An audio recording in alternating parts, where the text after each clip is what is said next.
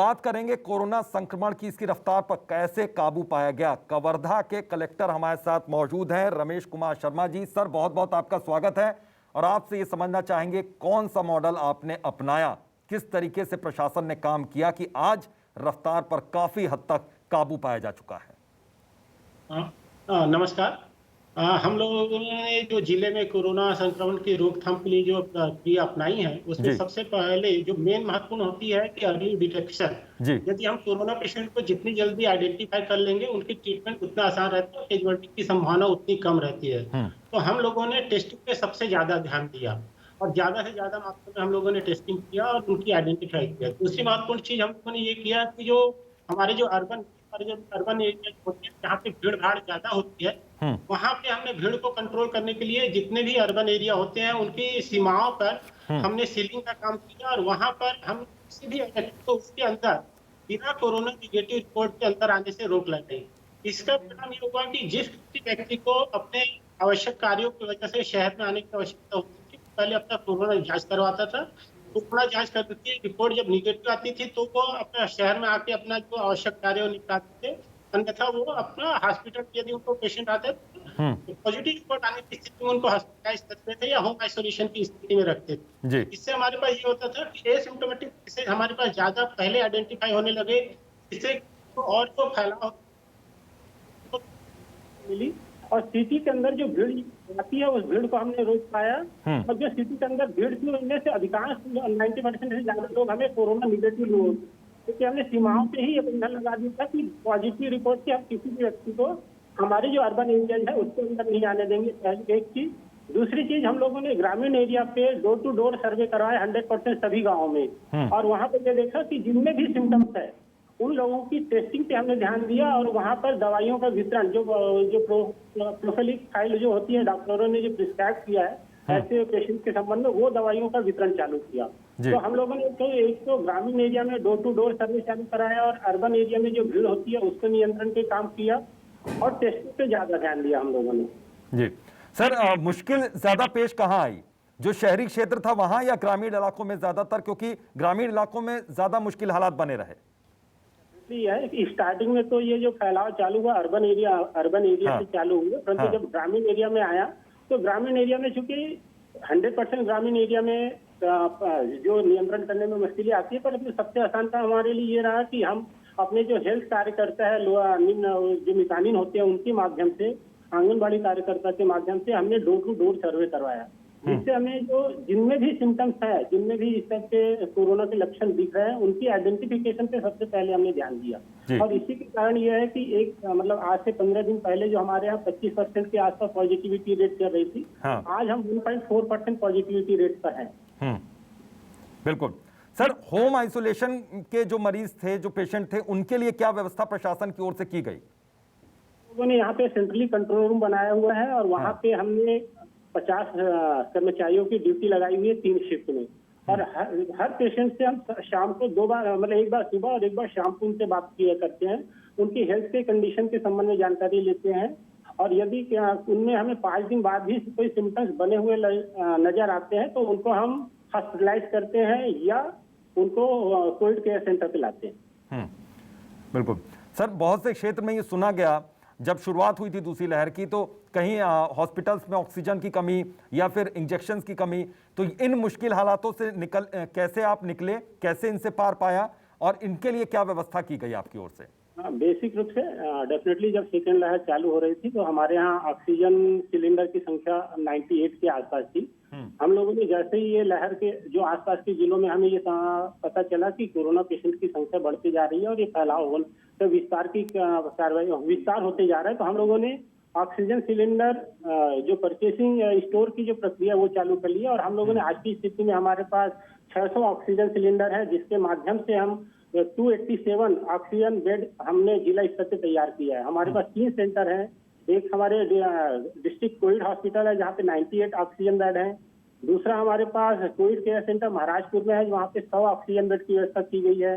जिला अस्पताल में भी हमने एक जगह 50 बेड की ऑक्सीजन की व्यवस्था की है और एक जगह 19 की।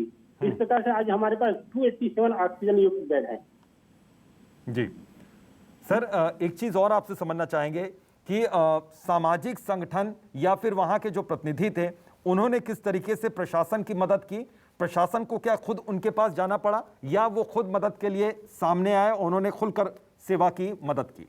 ये प्रशासन ने अपनी ओर से अपील और गाइडलाइन जारी की है और इस गाइडलाइन का पालन करने में यहाँ की जिले के सभी आम जन जो है, व्यापारी हो, चाहे जनप्रतिनिधि हो, चाहे मीडिया साथी हो, सामाजिक एवं धार्मिक संगठन, सभी लोगों ने जो भी निर्देश दिए गए उनका पालन बहुत ही अनुशासित तरीके से किया और उनके अनुशासित तरीके से गाइडलाइन का पालन करने की वजह से ही हमें कोरोना की जो पॉजिटिविटी रेट है उसको कम करने में हमें सहायता मिली। और इन लोगों ने सौम्य होकर अपनी ओर से इसमें सहयोग दिया और इन लोगों ने भी आम जनों में जागरूकता फैलाने का कार्य किया।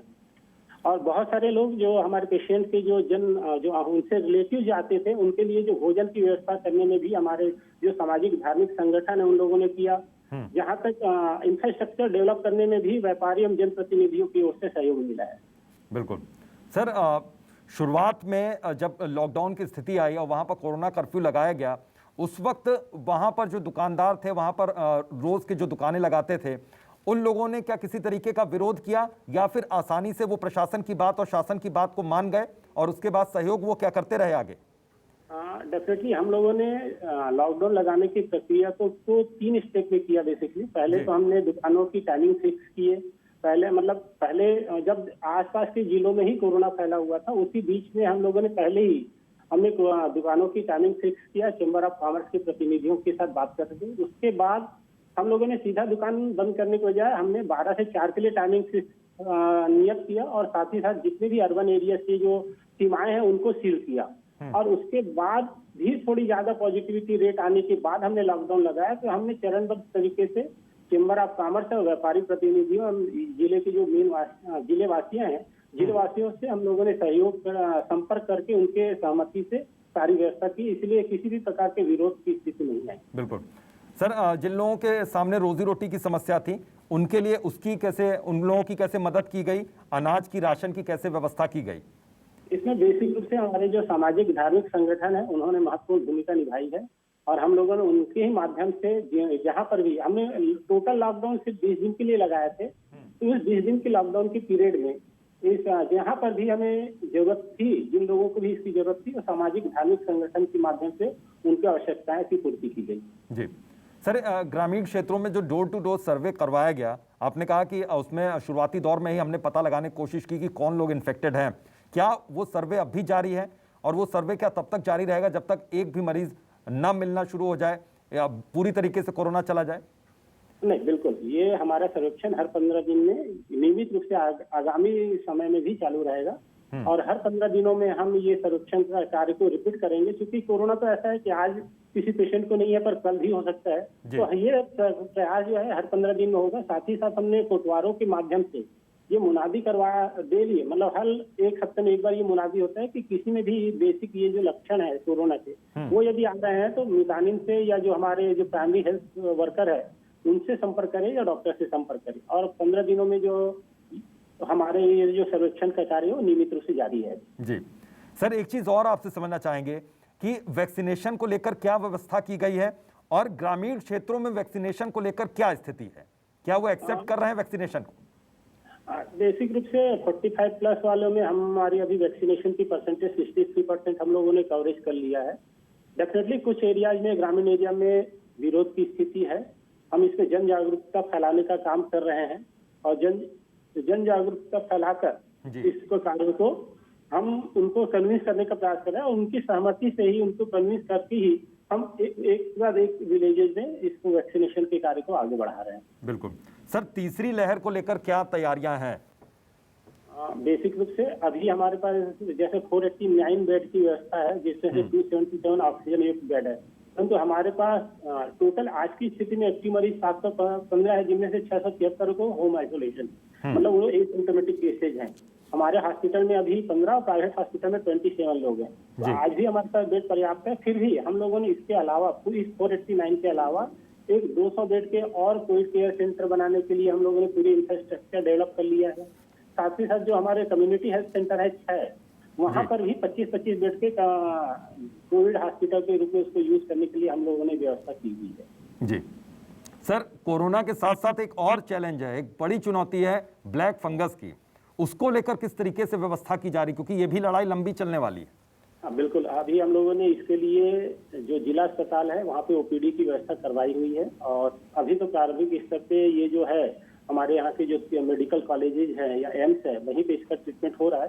तो प्रारंभिक स्तर पे इसकी जांच की कार्रवाई जिला अस्पताल में ओपीडी के माध्यम से चालू कर दी गई है जी। अभी तक के हमारे जिले में एक पेशेंट इस टाइप से मिले हैं जिसको हम लोगों ने एम्स के लिए रेफर किया हुआ है। जी सर, सबसे ज़्यादा आपने कहा कि अर्बन एरियाज में पहले आया, पहले कोरोना वहाँ पर पहुँचा और उसके बाद ग्रामीण क्षेत्रों में गया। तो जब लॉकडाउन की स्थिति वहाँ पर थी तो सीमाओं को क्या किसी तरीके से सील किया गया, सीलिंग की व्यवस्था की गई? वहाँ पर क्या दूसरे जो राज्यों या दूसरे जिलों से जो लोग आ रहे थे उनके लिए किस तरीके से व्यवस्था की गई? क्या आवाजाही पर पूरी तरीके से प्रतिबंध लगा दिया गया था? हाँ, हम लोगों ने लॉकडाउन लगाया था क्योंकि कवर्धा की जो जिले की सीमा से हमारे पास मध्य प्रदेश की जिले की सीमा लगती है तो वहाँ पर भी हम लोगों ने बैरियर लगाया हुआ था। और वहाँ पर ये कंडीशन था कि जो भी व्यक्ति अंदर आएगा जिले राज्य के प्रवेश में या जिले की सीमा के अंदर आएगा उनको अपना कोरोना रिपोर्ट दिखाना होगा और निगेटिव आने की स्थिति में ही हम अंदर आने देंगे। कई व्यक्ति ऐसे आते थे जिनके पास कोरोना टेस्ट नहीं करवाए रहते थे, उनके पास रिपोर्ट नहीं रहती थी। ऐसी स्थिति में हमने सीमाओं पे कोरोना टेस्ट कराने की व्यवस्था कर रखी है और ये व्यवस्था आज भी जारी है। सेम चीजें हम लोगों ने जो ग्रामीण एरिया थे, ग्रामीण एरिया में जब केसेज मिलने लगे तो हम डे टू डे बेसिस पे हर दिन किस ग्राम में कितने केसेज है उनको 3 कैटेगरी में डिवाइड कर लिए थे। एक ऐसे गांव जहाँ पे कोई केसेज नहीं है, फिर उसके बाद जहाँ पे 1 से 5 के बीच में पेशेंट है, दूसरे ऐसे गांव जहाँ पे 5 से 10 के बीच में है और अगली कैटेगरी जहाँ पे 10 से ज्यादा केसेज है। तो जहाँ पे तीनों कैटेगरी के जहाँ पे हमें 5 से ज्यादा या 10 से ज्यादा पेशेंट जिन गाँव में हमें मिल रहा था वहाँ पे हम लोगों ने एक मतलब जो हमारे जो नीचे हमारे जो राजस्व या पुलिस या पंचायत के जो अमले हैं वहाँ को हम लोगों ने एक्टिवेट किया था और वहाँ की जानकारी हम डे टू डे बेसिस पे ले रहे थे। बिल्कुल बिल्कुल। सर, एक चीज और आपसे ये समझना चाहेंगे कि जो प्रशासनिक अधिकारी या कर्मचारी, इसके अलावा जो वहाँ पे हेल्थ वर्कर हैं, डॉक्टर्स हैं, वो भी एक मानसिक दबाव में बहुत ज़्यादा रहे इस बीच में जब दूसरी लहर शुरू हुई। उनके लिए किस तरीके से, उनकी कैसे काउंसलिंग की गई, उनके लिए क्या व्यवस्था की गई? क्योंकि मानसिक शांति बहुत ज़रूरी है, शांति से ही आप काम कर पाएंगे। आपस में बैठ के ही बात करते थे और जो भी ये एक पूरी टीम वर्क है, मतलब पर्टिकुलर प्रशासन ही नहीं, इसमें जिला हॉस्पिटल की जो पूरी टीम है, पुलिस विभाग की पूरी टीम है, चाहे जिला प्रशासन हो चाहे पंचायत विभाग की पूरी टीम हो, ये सभी टीम, चाहे हमारे जो जनप्रतिनिधि जन हो, जो जन जागरूकता जो फैलाने में जो लोग जो टीम लगी हुई थी, इन सब लोगों के साथ हम लोग समय समय पे बात करते थे। और इसके लिए डेली हम लोगों ने एक समय निर्धारित किया था, तो शाम को हम 5 से लेकर 7 बजे तक इस संबंध में बैठते थे और बात करते थे। और जहाँ पर भी ऐसी मेंटल स्थिति कहीं पे मतलब उदासी या ऐसी माहौल आता था वहाँ पे सुबह जाकर उनका मनोबल बढ़ाने का काम करते थे। सेम चीजें हम होम आइसोलेशन में भी पेशेंट का मनोबल को बढ़ाए रखने के लिए हम बहुत ज्यादा जोर दे रहे हैं। बिल्कुल, मनोबल को मजबूत करने के लिए, मनोबल बढ़ाए रखने के लिए ठीक काम करना पड़ा। सर, लॉकडाउन की स्थिति में बहुत से ऐसे लोग होंगे जो बाहर निकलने को, बगैर काम के भी बाहर निकलने के लिए जो लोग तत्पर रहे होंगे, तो ऐसे लोगों के साथ क्या उनको समझाया गया या फिर सख्ती से ही निपटना पड़ा? ये स्थिति भी आई क्या आपके सामने? थोड़ी बहुत तो आती है। जो लोग निकले हमने कहा था कि जो भी जिद कर रहे हैं या तो हॉस्पिटल जाने के लिए निकल रहे हैं तो हॉस्पिटल ही जाएंगे, और हॉस्पिटल से जाने के अलावा कोई दूसरे रास्ते पे है तो उन्हें कोरोना का निगेटिव रिपोर्ट अपने साथ रखना होगा। यदि इसके अलावा भी किसी और प्रकार से लोग निकल रहे थे तो उनकी चेकिंग की जा रही थी। और पहले और दूसरे बार में तो उनको समझाइश दे रहे थे, और उसके बाद भी एक ही व्यक्ति के द्वारा यदि बार बार इसकी अवहेलना की जा रही थी तो उस पर फिर हम जो प्रक्रिया, फाइन लगाने की जो कार्रवाई है वो कर रहे हैं। बिल्कुल। सर, एक चीज और समझना चाहेंगे कि गांव में आइसोलेशन सेंटर की किस तरीके से व्यवस्था की गई? क्योंकि अगर एक भी कोरोना पेशेंट है, कोरोना पॉजिटिव मरीज है और उसके परिवार में किसी और को कोरोना नहीं हुआ है, तो ऐसे में वो अगर परिवार एक छोटे घर में रह रहा है तो उसके लिए कोई आइसोलेशन की व्यवस्था, कोई आइसोलेशन सेंटर्स गांव में क्या तैयार किए गए इस तरीके से? बेसिक रूप से हम लोगों ने गांव में क्वारंटीन सेंटर बनाया हुआ था। वो क्वारंटीन सेंटर बेसिक रूप मूलतः उन लोगों के लिए था जो दूसरे राज्य से आ रहे थे, बाहर गए हुए थे और आ रहे थे।